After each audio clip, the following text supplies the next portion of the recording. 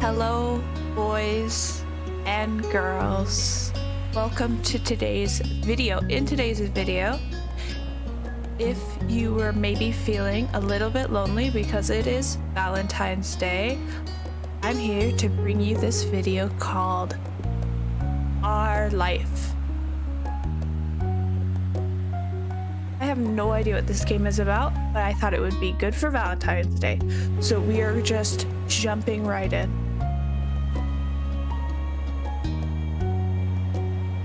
It's very relaxing.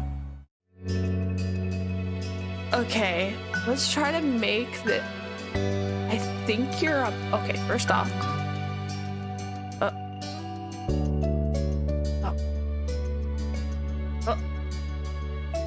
Let's put our name in. Snap. Snappy. Ooh. Last name dog. Last dog. Okay. So.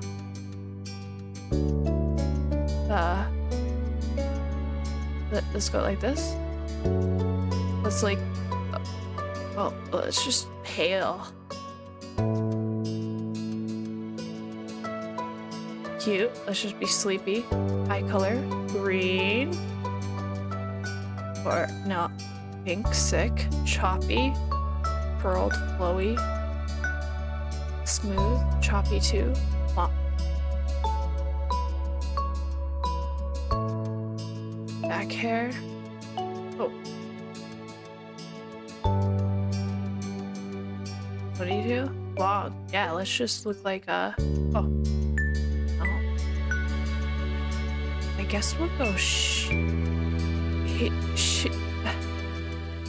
I don't know. She. I don't know if it makes a difference. Whether. Let's be she. Birthmarks.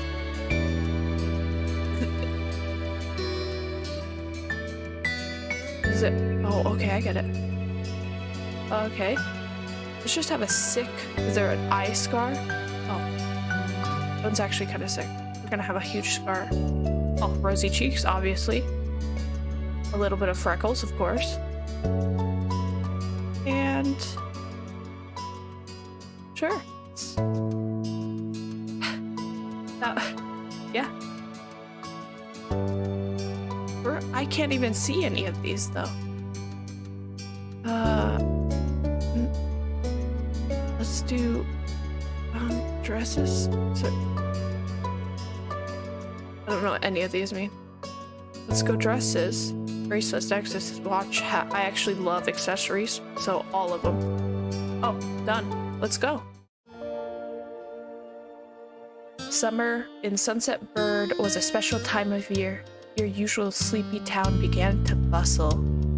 It was a popular tourist destination with people coming from all over to enjoy the beach, the weather, the relaxation that came with both.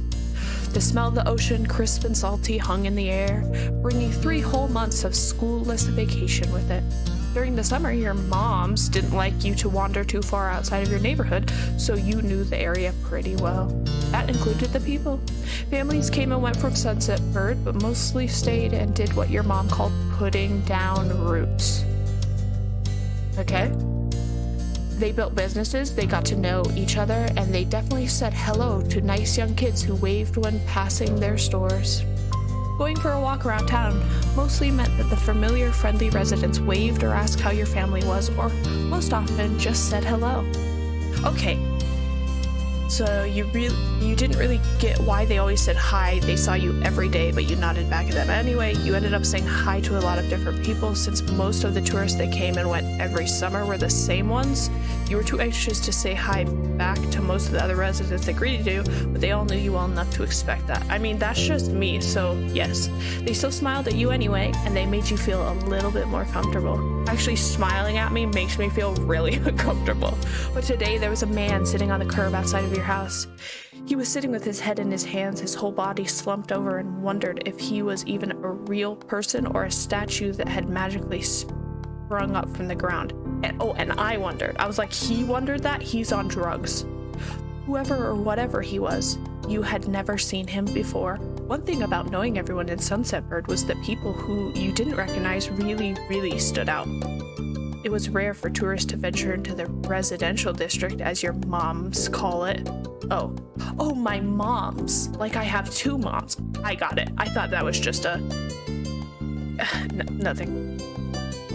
So for you, not knowing who a total stranger was set off a lot of red flags. Your moms had a talk with you and your big sister Lizzie about this kind of situation. Stranger danger.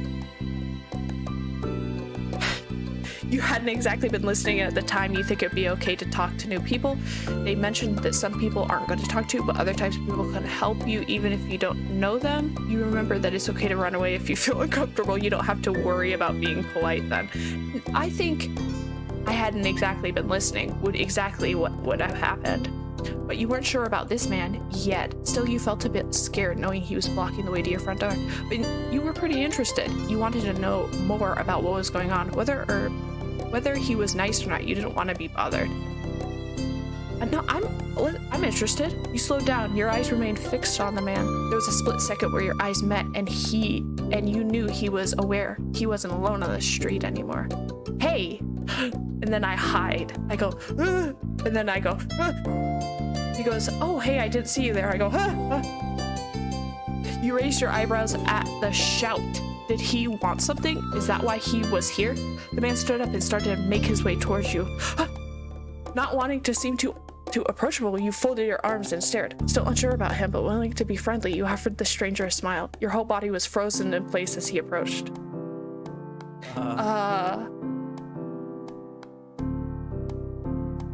I go like this. And he goes, are you okay? Do you live around here? What's your name? You looked the man up and down, taking in his tan-skinned and relaxed appearance. At least his clothes were relaxed. The way he was acting wasn't. Dude, this guy has shark shorts on. I knew this guy was cool. The thing is, if I see you and you have shark shorts and a tattoo of a tribal manta ray, you gotta be cool. I'm gonna say he's cool. He had sharks on his shorts. Okay, I knew they couldn't get away with it. And a stingray tattoo, and you wondered if he was obsessed with the ocean or something. While you made your assessment, he looked at you expectantly, waiting for you to answer his question. Yeah, I live right here. My name is Snappy. You continue to say nothing. If you do, he rubbed the back of his neck uncomfortably, giving you a small smile. He reached to his pocket and pulled out a clean $20 bill. It crinkled in his hand as he held it up to you. Even more confused before, you look back at him. Well, could you do me a favor? What? Nothing bad, sorry. I should have let me start over. He cleared his throat and stood up straighter. From where you were standing, it just made him look creepier. I have a son. His name is Cove, who's about your age. Okay. Alright, so these options I'm not exactly sure. Am I saying this to myself? You thought that was pretty cool. You chewed on the inside of your cheek. This guy was definitely obsessed with the water. I chewed on the inside of my cheek? That seemed like a strange name for an actual living person to I mean, if somebody was like, hey, this is my son, Cove, I would be like, huh? So that, yeah. Huh? But definitely the kind of name that sounded like this guy would give to their kids. Yeah. This creep. We moved in across the street, see? Am I gonna get some daddy action here? He gestured towards the house that had been empty for a year, his watch catching the late afternoon sunlight and reflecting off the walls. The gigantic for sale sign was finally gone. You must be Snappy Dog, right? That's me. I met your moms earlier, and they told me you were 8, just like him. I am 8 years old. Oh, this is so I'm inappropriate. So he shook the $20 bill to bring it back to your attention, a hopeful smile tilting his lips at the corners. Can you try to be friends with the boy? Dude, if your parents are paying children to be friends with you, that's just a sure sign that it's not gonna go well. You just give it a chance and you can keep this. He's a good kid, you'll like him. But you gotta keep it a secret too, okay? It wouldn't be friendly to say his dad sent you. You eyed the man. You kind of felt sorry for Grove. Did other kids really get their parents to pay for friendships? Had your moms done that for you and Lizzie? The thought made you frown.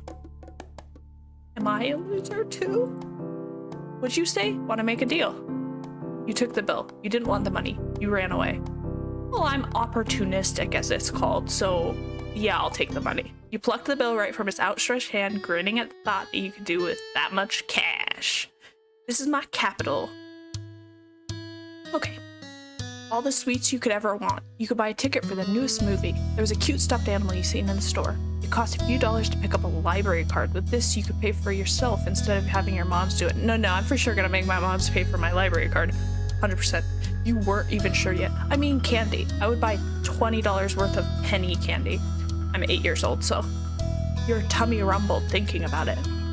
And that was just a start. You thought the sky was the limit with the kind of amount. Yeah. The man smiled at you, his eyes crinkled at his sides as he did. That's great. I'll bring him by tomorrow. I want him to meet and greet with the neighbors today, but, well, I don't know where he's gone off to. He laughed when he said that, but with the way his face looked, you thought he actually wanted to cry. Okay. If you see him, can you tell him to come home? No, dude, I don't even know what your kid looks like. I can't just go up to random children and tell them to go home. He's got a pink cast and glasses. You can't miss him. Can I keep this either way? Sure thing. I can try. Okay. I'm gonna say I can try, because honestly, that's all I could do. You nodded, but totally certain that you'd find Cove. You nodded, not totally certain that you'd find Cove, but willing to look. I didn't say I was willing. I just say I left the option open. The man smiled and reached out to pat you on the head, paused before doing so, then pulled his hand away instead. Okay, your mom's already checking around for me. Just a thoughtful group you are. Now I better go look too. Can't put everyone else to work while I keep sitting here. Well, maybe if you didn't have a tattoo of a manta ray, you'd know where your kid was. That was rude. I thought he might come back, and that's not what's important. I have to go. Thanks again, Snappy. So much. Okay. A little bit of sexual energy there. I'm 8 years old again, so. He jogged off down the street without another word. You decide to check the hills behind your house. Am I gonna find this weirdo, Cove? Cove? Did you run away because your name sucks? The chirping of crickets in the tall grass greeted you, quiet and familiar. From the top of the hill, you could see the ocean. As you walked, you listened to the crash of the waves on the shore and the seagulls squawking as they settled down for the night. Okay, so you've always loved the ocean. It was so much fun. You loved to hear stories about the sea, about the merfolk and the sea serpents you imagine living far beneath the waves. You didn't enjoy the beach at all that much, especially the sand, which got absolutely everywhere. That sounds like me. I didn't enjoy the beach at all. You really couldn't understand why so many people came all the way from where they really lived just to visit the stupid ocean. You took in a deep breath. You wanted to try and relax and couldn't. You weren't sure what, but something told you that you weren't alone, so you glanced around. Cove, you're beautiful. There was a boy sitting at the top of one hill, almost completely hidden within the long grass, and white flowers surrounded him. His head was buried in his knees, staring ahead by himself. For whatever reason, probably that he just wasn't paying attention. He hadn't noticed you yet. You watched him a minute longer, feeling a little bit like you found a deer in the wild. You're like, shh. I let go over and put my hand out flat with a little bit of grain, and I'm like, shh. It's okay, boy. Don't be scared. Shh.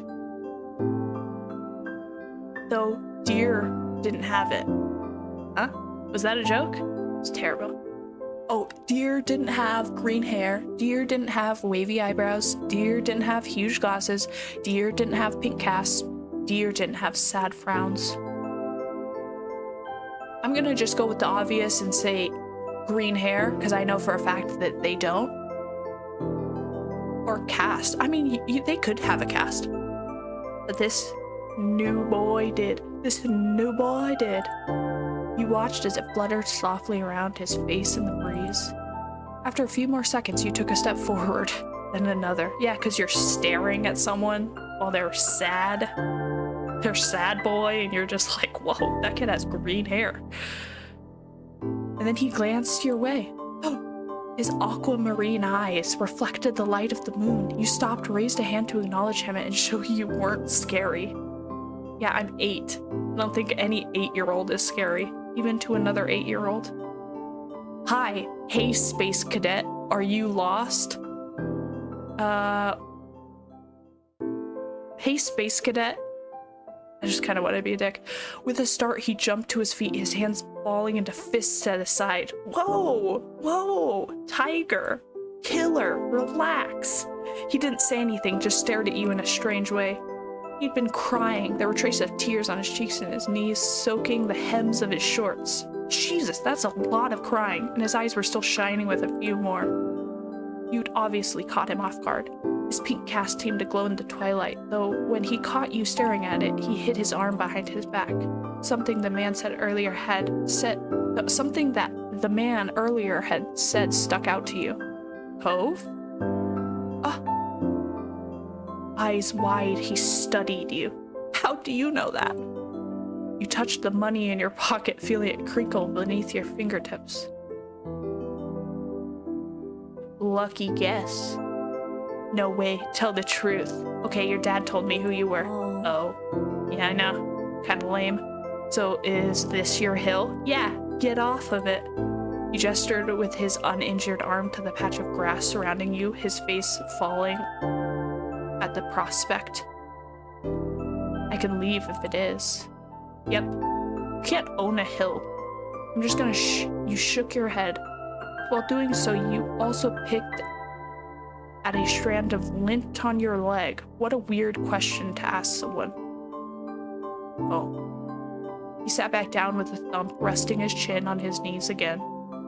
Curious about the strange new boy with the odd dad, you sat on the patch of grass next to him. The pure white flowers that covered this hill rocked back and forth gently as the stars twinkled above. The way they dotted the sky made them seem like flowers too. The night wind was cool as it traveled over the ocean and up the hill, chasing away the heat from the afternoon sun. Why are you here? Why'd your family move? Did you get bullied? Why are you here? Yeah, why are you here? A quiet hiccup escaped Cove as soon as you asked the question. Almost like they'd never stop, his tears started up again with a vengeance. Oh boy. My parents, they don't want to live together with me anymore. I don't think that's the case. The tears fell fast and heavy over his flushed cheeks, sticking in his dark lashes. My mom made my dad leave and he took me with him, and now we have a house here and I want to go home. Ugh, seems like a problem. The outburst took you off guard. By the time he was done wailing, Cove's chest was heavy with exhaustion. He sniffled and removed his glasses, wiping at his eyes with the back of his hands before he put them on again. I hate this place. I want my real life back. I want my mom. I'm sorry, your dad seems kinda nice. You'll like it here. You just have to get used to it. Stop crying.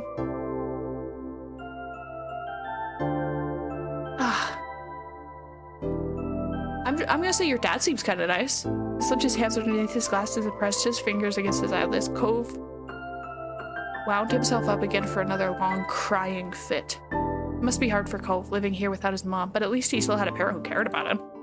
But from way off in the distance, you heard your parents. Snappy! Cove? Cove? Kids, where did you go? Cove looked at you, tears still clinging to his cheeks.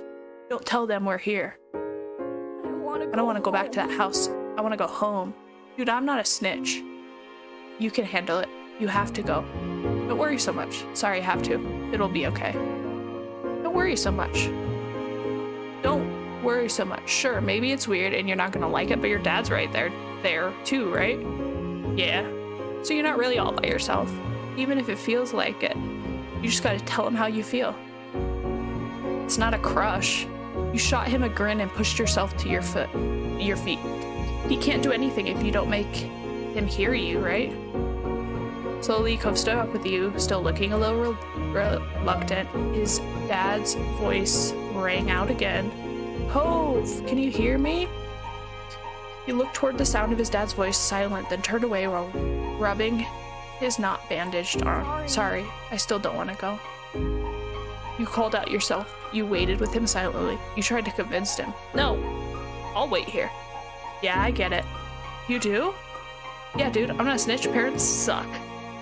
Before you could answer, you heard Cove's dad even closer than before. There you are, bud. The trio of parents appeared over the curve of the hill.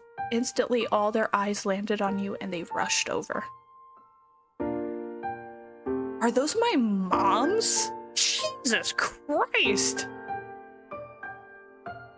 What? Jeez. Some busty ladies over here. Both of your moms were at your sides in a split second, faces filled with worry. Snappy, you're here after all. Hey, whoa, calm down. We had been at the park to check for Cove and then heard what happened earlier when you met the new neighbor. I thought you might have gone off further away. No, we were just sitting in the grass. Why is everybody acting like this is such a big thing? We're okay, don't worry. Cove didn't want to go home just yet. I'm gonna say, why is everybody acting like this is such a big thing? We didn't know where you went. We were worried. Yes, thank God you're both fine. Mommy and Mom. Were you two having fun out here?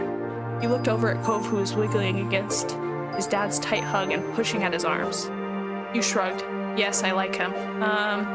He's good. I think I'm gonna marry him. Well, I'm gonna shrug. He's new here. It was alright. He just kind of cried while I sat there. Finally letting go of his squirming, scowling son, Cove's dad turned to the three of you. Thanks very much for finding him. I really don't know this neighborhood. Good thing Snappy knows this whole area so well. Absolutely. We should get home now. It's been a long day for us all. Say goodbye, Cove. Bye. The two of them walked off into the darkness, heading towards the neighborhood. You watched Cove's bright pink cast until it disappeared. Tell you what, we'll have a proper play date tomorrow, okay? Your new friend's dad wanted to bring him by to see you and Lizzie. How does that sound? Sure. Can I show him my stuff? It sounds like words. You nodded, ducking your head down. It sounds like words. I'm angsty, okay? Both of your moms laughed, the sounds overlapping into a warm, familiar chorus. Mommy put her arm around your shoulder and led you towards the path. Satisfied and more than a little ready to go to bed after your long, exciting day, you followed them home. Oh, this is what I look like? Jeez. My feeling for Cove, nervous indifference. Yeah, that's about right. Begin step 1 at nervous indifference. Yeah, that's exactly how I feel. Early the next morning, you were poking at your food, eating it slowly. Your sister Lizzie had run out earlier to go play, but you stayed put. Today, just like your moms have promised, Cove was coming over to hang out. Excited to see your new friend again, Snappy? I guess. Okay. With that said, are you done with your breakfast? Yeah. I don't know. Am I? Your bowl was entirely empty, so you nodded. Yeah. With all the aspiration an 8-year-old can muster, you looked at your empty cereal bowl and then at Mom. Okay, attitude kid, we see. Good job. You should be here soon. Cleanup began, and then on cue, there was a knock. It was hesitant, like the person wasn't sure they were in the right place. Still loud, though. We need to get a more obvious doorbell. I know. Snappy, could you get it? Ugh, fine. Because Mom said so, you wandered over to the door. Hey, dog family. Hey, dog family, thanks for having us. Mr. Holden, as your moms have called him, and his son, we're here. Cove looked different in the bright lighting of your living room, and when he wasn't crying. With his dad standing in front of him and Mom and Mommy behind you, you and Cove looked at each other. You studied Cove apathetically. This was the parents' plan, not yours. Not seeming any more excited than you were, he just stared back. I think me and this kid could get along. Do you want to go play in your room, Stappy? Sure. So my room is this way. Okay. Take care. Let us know if you need anything, you two. Have fun, kids. See you later, son. Play nice. Great, so it's me and him. You led him to your room, puffing out your chest a little bit at the sight of your treasures. There were lots of stuffed animals, a cool bed, a window to look out. It was a great room. You hadn't had anyone to show it to in a while, but you were really proud of it. You're like, yeah, this room's pretty sick. I got over here, I got this nice ass bed, sea view, you know. He leaned in a little closer to one of your drawings on the wall. I like this. Well, I mean, I'm a little bit of an artist. Me too. I drew that. Thank you. I don't. I'm gonna say I drew that. Yeah. Cool. Yeah. You smiled at him. You were proud of that particular piece of art, and you were glad that he noticed it. Yeah. He turned to look around the room a little more, studying the books on your desk and the pictures on the wall. You started to feel a bit nervous. You felt the atmosphere was kind of awkward. You were glad for his company. You hoped he liked your room.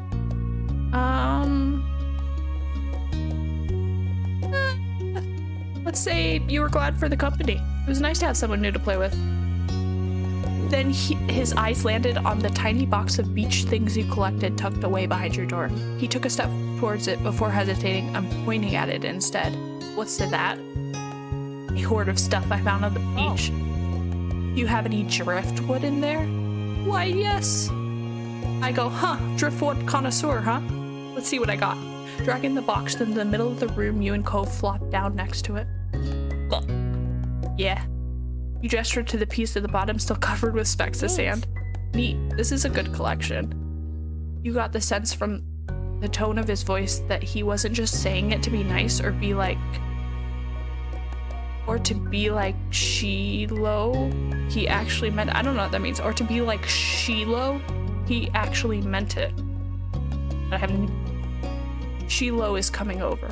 Oh shit, that must be a person. Shiloh is coming over. Shiloh? My sister's friend. He wants to meet you. Do I have to see him? Nah. It'll be okay, I think. Here, I found this shell in a log, and you pulled out the seashell after seashell, explaining where you'd gotten each one and holding them up against the light. Yeah, this is real awesome. I'm like, okay, so this one, I was 4 years old. There was a big one, small ones, pink, purple, orange. Most of them you washed off in the bathroom sink when you brought them home, cleaning off the sand. Over the past few years, you'd even learned some of their scientific names. The collection was so huge and varied that you had a lot of funny stories to tell for all of them. Your voice faltered a little bit, but you kept going as best you could. Over the past few years, you'd even learned some of their scientific names. You had a whole picture book dedicated to different shells and sea life. You learned a lot by flipping through its pages. Apparently fascinated either by the stories or by the shells themselves, Cove listened with what looked like the full force of his attention. I'm like, yeah, your name's Cove. I got a bunch of beach stuff. You like that, right?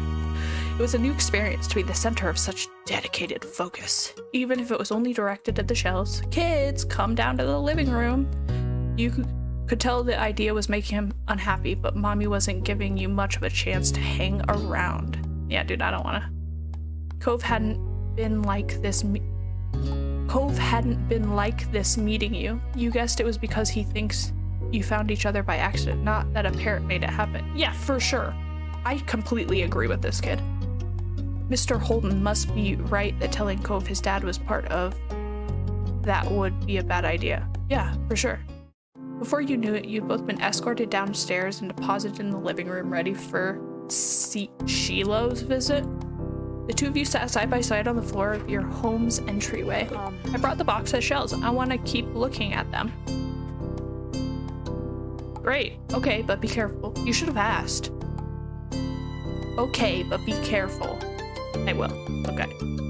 You weren't sure if you could trust someone else with your treasures yet, so you stayed next to him while he opened the lid and peered inside. Cove reached in and pulled out a big orange shell.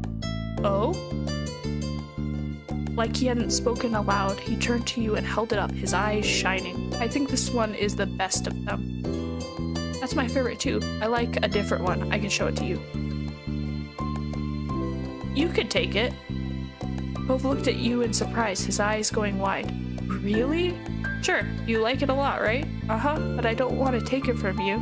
It's okay. You got the impression he was hesitant to accept something because he didn't know you very well. I insist. No, it's okay. For you. You pushed the shell against Cove's chest, willing him to receive the present, but Cove firmly shook his head and kept his arms tightly at his sides. It was a battle you couldn't win, at least not today. Cove was your neighbor now. Maybe you could give it to him another time. The two of you were still sitting on the floor, looking through your collection of beach findings when the doorbell finally rang. Cove jumped, startled by the sound. Since the person hadn't knocked, you'd figure it was probably Shiloh. He knew where to look for that. Lizzie's friend? You nodded, but that didn't seem to make Cove feel better. It was already obvious that Cove didn't hide his feelings well. You could tell what he was thinking right away. This isn't a good idea. I'm sorry, there's nowhere to go now. He's at our only door, and if you go upstairs, he'll find you. Cove glanced around the room. Cove glanced around the room, his eyes wide, and finally paused with his gaze locked into the back of the house. I can go out to the window. He was already walking towards it. You're gonna jump out the window. Scrambling to think of something you step forward, then paused. Do you want to break your other arm? Am I threatening him? CeeLo is the least scary person alive. Cheer up. CeeLo's gonna like you. Shiloh, please don't get up. I'll come with you. Good idea, let's go. Yeah, good idea, let's go. Hurry, they'll see where we're going. He glanced back at you, then nodded. The two of you made your way to the window together. It wasn't much of a distance to clamber out, but the time you landed gently in the bushes. You looked up to see Cove was already taking off away from the house. He was fast, but you knew you could outrun him if you had to. He was not that fast. You knew you could outrun him if you had to. He was not fast, but neither were you. At that speed, you weren't sure if you could go fast enough to reach him. I would say he was fast, but neither were you. Cove, I'm coming! You ran as fast as your legs would take you, grass whipping around your ankles as you did. Cautiously, Cove slowed to a halt and looked back at you. Where are you going? I don't know, somewhere else? I just don't want to see... Snappy? I'm out the window, I'm like, huh? Oh, yeah. You looked back and saw Shiloh huffing down the hill after you, the backpack he clutched bouncing all around along the way. What are you doing? Can I come? He must have seen you leaving out the window and followed behind. Hi. Oh, hi, are you Cove? Oh my god. He is the cutest boy in the world. Hi. Oh, hi, are you Cove? Yeah. Yeah. I'm Shiloh. Okay. Yep, are we going back or are we gonna play outside? Sheila's eyes moved between you and Cove. The smile remained strong on his face. He got a tiny frown from Cove in response. You were just grateful he hadn't asked why you had been running away. Inside, we left the box on the floor. Yeah, I want to check. I hope Mommy didn't move them. Okay.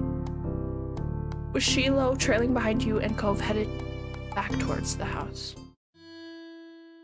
Plan for the afternoon, at least as far as you were concerned, was to sit and look at the beach. Look at the beach things some more. You weren't really in the mood to do much of anything else. You held out a recent find to Cove, a scallop shell that had washed up on the shore. It's a pretty color, kinda like my cast. The beautiful glittering pink did look a little bit like the wrap around his arm. Pink is a nice color. Okay. Gee, this kid. Oh? Is it your favorite? Shiloh. Not really. What is? Maybe green or blue? Might be yellow? Oh. Those are all cool. I guess. I like those colors too. There are better colors. Not sure how to deal with the suddenly more awkward silence, you looked back at your shells. Like usual, it didn't take long for Shiloh to get fidgety. Lizzie was his favorite. Without her around, Shiloh didn't seem to know what to do with himself. And Cove wasn't like your sister. He wasn't that much like you either. Is Lizzie coming back? Don't know. Aww. Where'd she go? I think she's at the beach, probably. Is she playing at her park? Cove's eyes lit up at the bench of the park and he looked towards you. There's a park? Yep, but it's old. Can you show me? I want to go. He started getting up before you had even answered, and Shiloh jumped up beside him in excitement. Really? You do too, right, Stappy? The park is fun. I love it. The park is pretty great. No. I'm gonna say the park's pretty great. Yeah. It's right at the beach, so there's lots of fun stuff to do and lots of sand. It has a jungle gym and a bunch of swings. That sounds like it could be cool. Yeah. So are we going to find Lizzie? I don't know. I never really wanted to see her. I just wanted to check out the park. I understand. Adrift without any direction, Shiloh finally turned to you. Okay. He perked up. Both boys wanted to go. It was only fair. Let's go. After getting permission from your moms, the three of you were ready to head out. It was a short walk to the park. Lizzie had convinced your moms that it was so short she could always be allowed to walk there by herself. When you found her, she was hanging on the jungle gym, swinging back and forth. Hey, Lizzie. Her face lit up when she saw you, her big brown eyes going wide. Snappy? Sheila? Hi. She dropped to the ground and landed with a soft thud in the sand. In a split second, Shiloh had abandoned you two and scrambled over to stand by her. You were used to being left out when it was just the three of you, but now Cove was here. You weren't sure if this was an improvement. Who's that? Oh, okay, so I must be the other one's kid, because this one looks like the one of them, for sure. Who's that? It's Cove. He's new. Hi. I remember. Hi, Cove. Welcome to my park. Nobody ever comes to play here, so this is where we get together. She gestured wildly with her arms as if to present the area to the newcomer. While Lizzie continued talking, you took the chance to kick off your shoes and wriggle your toes through the warm sand. Nice, huh? In this neighborhood, I'm the only one who comes up with the ideas. You are? Yeah, I am. Who else could handle the job? Lizzie is the oldest. By a lot. My mom said you're Snappy's age. Yeah. Thought so. I'm still the only one in this group with double digits. What about other kids? Other kids? There aren't any. We're the only kids here, and Shiloh is just visiting from another place. Not even tourists really bring their kids here. This is the land of ancients. Be careful that the oldies don't try to steal your youth. Oh. For a second, it looked like he might cry again. But something in his eyes shifted and it looked back at Lizzie. What kind of old people? Like moms and dads or grandpas? Grandpas who don't have any kids. They hate kids. Why? They haven't done anything. Only some of them don't like kids. Stop saying stuff like that. You're gonna upset them. Yeah, they're really bad. I'm gonna say only some of them don't like kids. You interjected quickly, hoping Lizzie wouldn't take things too far. Cove sniffled, his forehead creasing with worry. Lizzie was staring Cove down, but Cove wasn't even looking at her anymore. He didn't seem to care that she was there. He went into his own head. Shiloh was the next one to speak, completely unaware of the situation. I met Lizzie and Snappy at school. You'll see tons of kids there once summer is over. I don't want to go to a new school. I don't want summer to end. Shiloh looked down to the dirt. He hasn't had much luck striking up conversation with Cove. Yeah, you are blowing it. I like summer vacation too a lot. All the building tension in the air suddenly vanished when Lizzie laughed. At Shiloh's discomfort at how weird she thought Cove was, at something else entirely you didn't really know, but she laughed, face scrunching up. Okay. Welcome to Sunset Bird Cove. Take a seat. Put your feet up and get used to it. Ugh is right. For the rest of the summer, Cove was always there. You saw him more often than Shiloh, and on some days, when she was in a bad mood or busy, you even saw him more than Lizzie. He became a staple of your everyday life, the way sun and lunch and the beach were. That first summer, you hadn't really been interested in him one way or another. It was just kind of a fact of life, someone you met with because he was there. Of course, that was only the start of things.